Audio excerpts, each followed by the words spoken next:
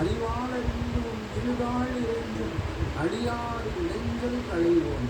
திருச்செந்தூருக்கு என்ன மிகப்பெரிய சிறப்பு என்று சொன்னால், எல்லா தலங்களையும் விட இந்த தலத்தில் இருக்கிற எம்பெருமானை யார் வழிபாடு செய்கிறார்களோ அவர்களுடைய என்ன தோத்திரம் செய்து என்ன வகையிலே பிரார்த்தனை செய்கிறார்களோ அந்த பிரார்த்தனை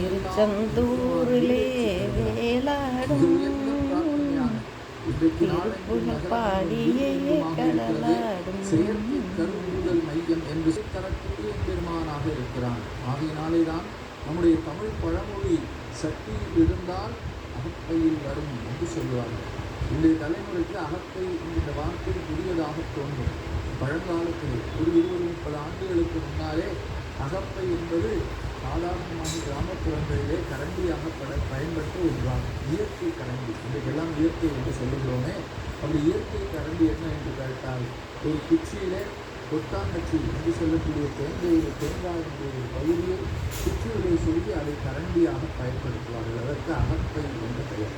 ஒரு சட்டியிலே பொருள் இருந்தால்தான் அகப்பையிலே எடுத்து தர முடியும் என்பது சாதாரணமான நமக்கு தெரிந்த பொருளாக இருந்தாலும் கூட, கந்தர் சக்தியிலே யார் விரதம் இருக்கிறார்களோ அவர்களுக்கு அகப்பை ஆகிய கருப்பையிலே குழந்தை பிறக்கும் என்பதுதான் அந்த சிறப்பு வாய்ந்த பழமொழிக்கான மிகச்சிறந்த பொருளாக நமக்கு பெரியவர்கள் சொல்லியிருக்கிறார்கள்.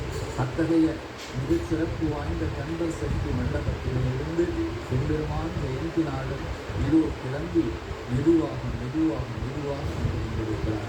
அறக்கரை அழிப்பதற்கு நல்லவர்களை காப்பதற்குமாக எம்பெருமான் இதோ எழுப்பருள் வந்திருக்கக்கூடிய அந்த அருமையான காட்சி இருக்கிறதே, அந்த காட்சியை காண கண்கோடி வேண்டும் என்று சொல்லுவார். எம்பெருமானுடைய பேரழகு, எம்பெருமானுடைய திருவருள், எம்பெருமானை பாடி பரவக்கூடிய அந்த